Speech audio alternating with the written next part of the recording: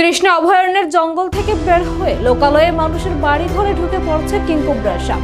বৃহস্পতিবার রাতে 15 ফুটেরও বেশি লম্বা একটি কিংকোবরা সাপ রাজনগর থানার পাশে সঞ্জয় চক্রবর্তীর বাড়িতে ঢুকে পড়ে। সাপটি ঘরের সিলিং এর উপরে উঠে যায়। রাতে খবর পেয়ে ছুটে যান তৃষ্ণা অভয়ারণ্যের অতিরিক্ত বন্যপ্রাণী সংরক্ষক সুকান্ত সরকার সহ বন দফতরের আধিকারিকরা, কিন্তু রাতে এত বড় সাপটিকে ধরা আর সম্ভব হয়ে ওঠেনি।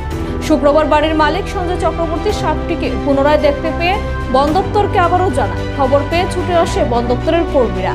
বহু কষ্টে এই কিংকোবরা সাপটিকে উদ্ধার করে ইডেন অফ তৃষ্ণাতে ছেড়ে দেওয়া হয়েছে।